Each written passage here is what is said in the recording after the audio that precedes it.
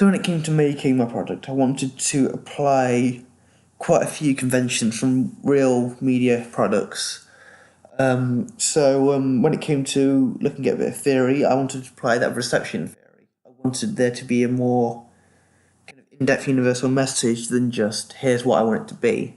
So the preferred reading I wanted was the difficulties of making film. The notion that one doesn't always get what they want, that things can go astray, but you can still redeem it. You can learn something through mistakes and trial and tribulation. Once again, the negotiated reading could be that media's hard. It could be quite simplistic in comparison with what I want it to be, but it still is applicable. But as well as that, you could also go to the opposed reading and just say that the people of the film are just whiners and need to get over it. But that's the application of reception theory there. But getting on to that notion of, I wanted to kind of explore the notion of the underdog, as it were. This film focuses on individuals who, unlike Hollywood, don't have millions at their disposal. They don't have anything at their disposal. I mean, the props being used are made out of old loo rolls and blankets and shoes lace. And I wanted to explore that notion of, while in most films the underdog always comes out triumphant, having achieved what they really want, that in this case it doesn't always happen. That you have to sometimes accept limitations, albeit in a positive way, and make something of that. It's that I think that sums up really, that not always reaching where you want to be is a bad thing, but it doesn't have to be the right thing either. That you can accept your limitations and work with them and make yourself something out of that, rather than just giving up, which tends to be the opposing morals of these Hollywood blockbusters. So you're either at the top or you fail. I don't think you find many stories where you have that compromisation in the middle, like, okay, I can't get up there, but I'm not going to stay down there. And I wanted to have that focus on something which is far more realistic than these Hollywood expectations. So my media product's primary kind of representation of social groups focuses mainly on that of kind of creative, primarily film students, particularly kind of those of higher education. And there is a particular stigma around the subject of being, to put in air quotes, a DOS subject. And I feel that this film almost subconsciously wants to explore the notion that that's not the case, that it is equally as hard as mathematics or the sciences or a language or psychology or whatever it could be. That just because it is, about watching films to an extent or just playing around with cameras, it doesn't mean it's not difficult.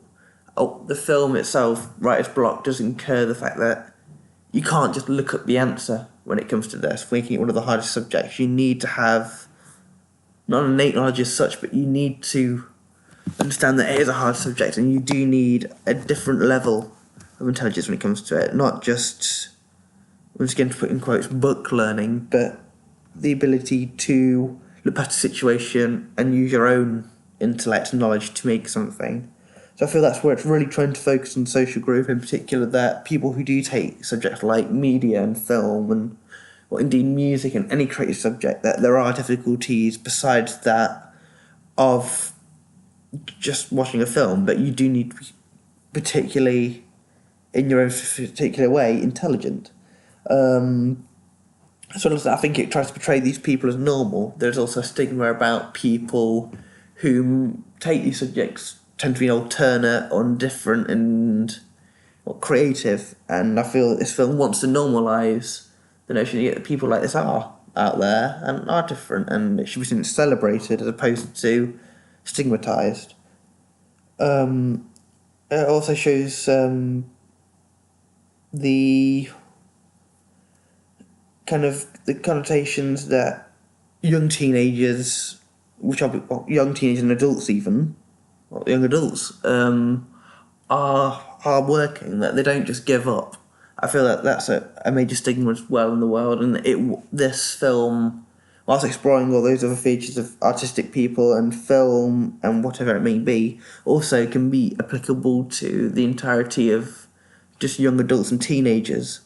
Where the stigma will be for them to give up. The film shows them toiling through idea after idea until they come to their finite conclusion.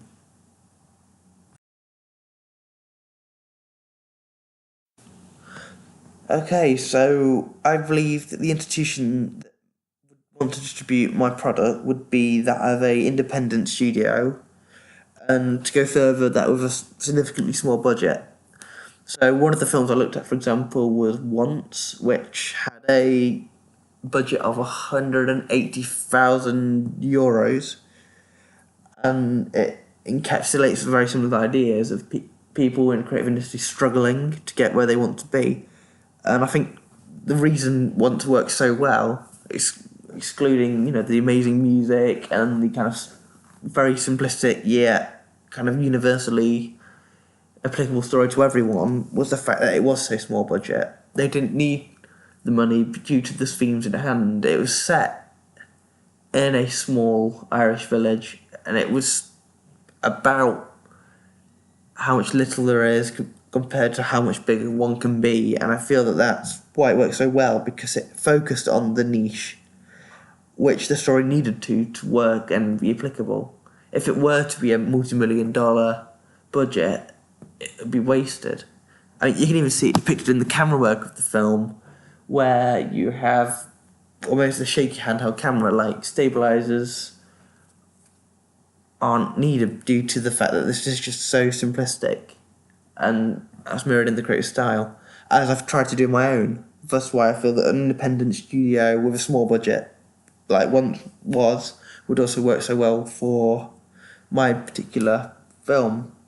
Also, by having that smaller studio, you're able to market to niche audiences, as Hollywood has to pertain to the masses to make back the millions they spend, whereas the smaller independents with the smaller budgets are able to attribute to the niches rather than the masses.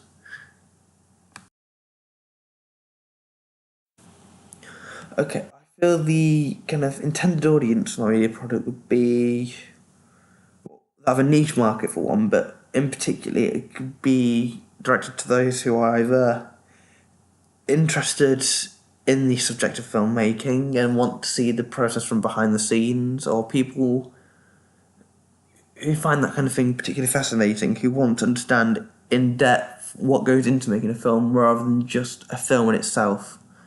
And also, I think that another key demographic, especially niche, would be that of people who make films, people who are in the situation of the girl in the film in question. They understand what the film is trying to portray, and that it is not always necessarily an easy process from idea to film. There can be a lot in between A and B, as it were.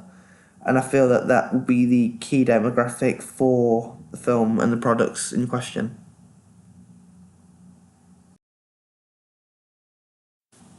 So I went about attracting and addressing the audience through several manners. So the first was that of the poster, which, as well as being part of the project, would, in a real life application, be used to attract audiences. So that and the magazine, in fact, were done in such a style to fit together. So the intertextuality there would allow them to be associated with each other, and then by extension, both were also associated with the trailer through the same use of that particular style, which can be seen in the trailer's title card and opening credits and logos, which have all been done in the particular kind of hand-drawn, crudish style to kind of evoke that notion that they are in fact one of the same. So keeping intersectionality and synergy throughout all three of the products. And by doing so, it's allowed the audience to be attracted to the product through those rather than just being a disconnect. But the audience will be attracted through the poster, and particularly due to the things it's trying to portray, i.e., for creators especially, the notion of being engulfed by your work, which I think is what one might read through the poster in particular, as the subject, what the girl, as she's been dubbed, was surrounded by her work, looking lost in it, which for any creator can kind of understand and associate with, because it's quite a daunting thing, which would help attract audiences, as well as address them in the sense that they are able to connect and say this is what it's like, so either creators who understand, or to people who are looking from the outside in, as people who are interested in film or don't particularly understand the struggles of it all, and thus can be addressed in that respect. And the same applies to the poster. The girl is once again surrounded by her work, so all 5 points apply. So yeah. So through my AT production, I've learned quite a bit more about I think programs like Photoshop. When it came time to making my poster, and I wanted a more grungy, alternate, indie style, I started developing my knowledge of filters to try and break up the photorealisticness of the poster in the magazine, giving them a more ingrained texture as opposed to just being a standard image, which really helped with the intertextuality of both the poster and the magazine, as well as the trailer when it came time to making the end title card, as well as giving them a unique kind of style. As well as that, I've learned a lot more about layer masking. So when it came time to making in the poster, my original plan was to do everything diegetically in one shot, which didn't really work to plan.